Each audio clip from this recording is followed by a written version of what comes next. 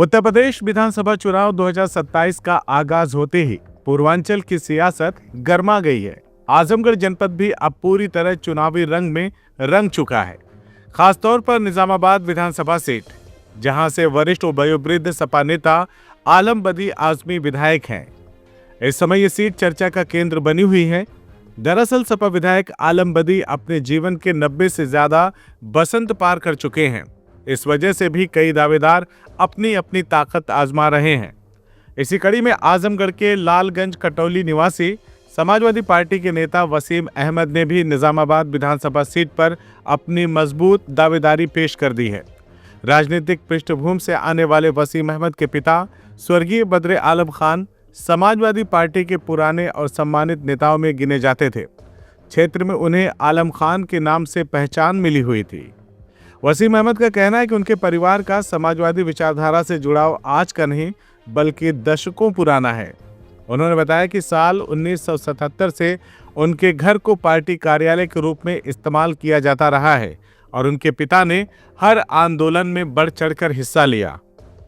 हम लोगों का जो है समाजवादी पार्टी से जो लगाव, जब समाजवादी पार्टी की स्थापना नहीं हुई थी और उस समय पूर्वांचल के नेता स्वर्गीय इज्जत यादव जी हुआ करते थे और हमारे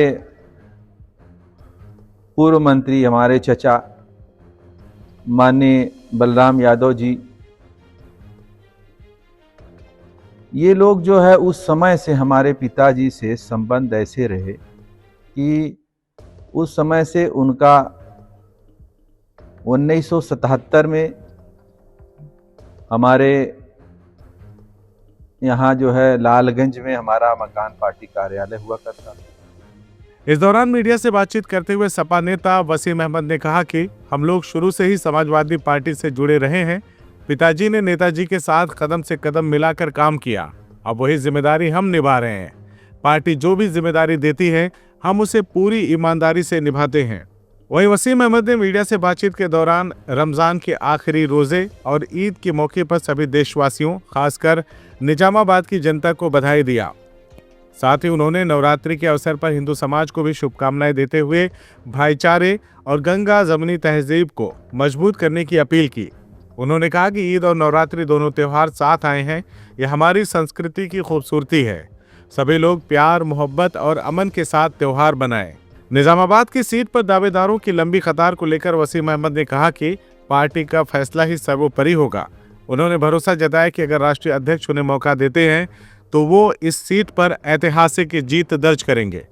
नेताजी से जुड़े जब से, तो 77 में स्वर्गीय इज्जत यादव जी विधायक बने और तब से नेताजी से हम लोगों का जो लगाव रहा है, नेताजी का जो भी आदेश मिलता रहा, जो भी निर्देश होता रहा, चाहे जेल भरो आंदोलन हो या जितने भी आंदोलन हुए, हमारे पिताजी जनाब मरहूम बद्र आलम खान साहब हर वक्त कदम से कदम मिलाकर चलते रहे और तब से अब तक, अब हमारे पिताजी दुनिया में नहीं रहे, उनका इंतकाल हो गया, तब से अब तक जो है अनवरत वो चलते रहे।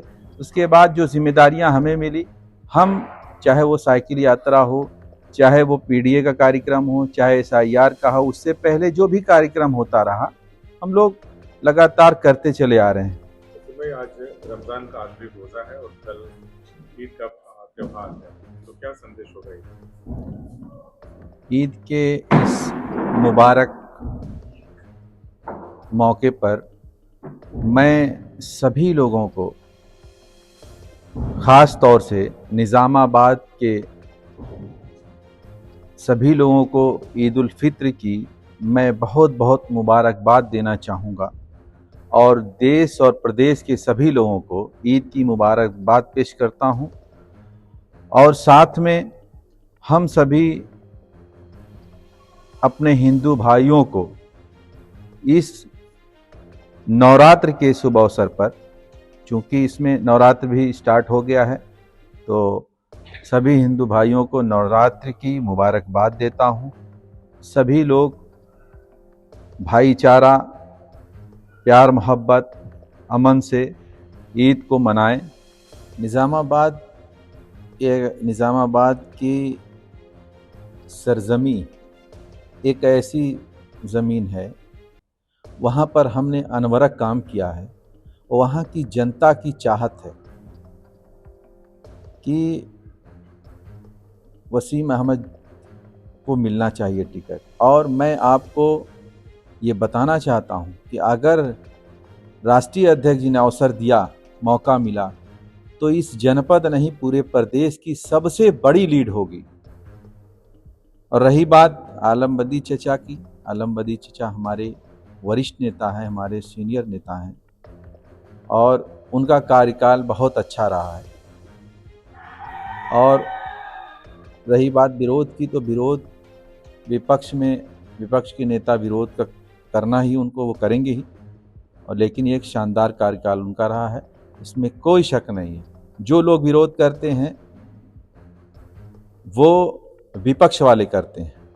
वहीं निजामाबाद से अपने चुनावी भविष्य को लेकर वसीम अहमद कहते हैं कि अगर पार्टी ने मौका दिया तो हम न सिर्फ जीतेंगे बल्कि पूरे प्रदेश में सबसे बड़ी लीड लेकर आएंगे। 2022 विधानसभा चुनाव में समाजवादी पार्टी ने आजमगढ़ की सभी 10 सीटों पर जीत दर्ज की थी। ऐसे में 2027 को लेकर पार्टी कार्यकर्ताओं में भी उत्साह साफ देखा जा सकता है। अब देखना ये दिलचस्प होगा कि निजामाबाद की सियासी जंग में समाजवादी पार्टी किस चेहरे पर भरोसा जताती है और क्या वसीम अहमद अपनी मेहनत के दम पर टिकट हासिल कर पाते हैं या नहीं, ये बड़ा सवाल है। फिलहाल चुनावी विसात बीत चुकी है और हर नेता अपनी चाल चलने में जुट गया है। CIB इंडिया न्यूज की सभी खबरों को देखने के लिए लाल रंग की बटन को दबाकर चैनल को सब्सक्राइब जरूर करें, घंटी जरूर दबाएं ताकि हमारी सभी खबरों के नोटिफिकेशंस आप तक पहुंचते रहें।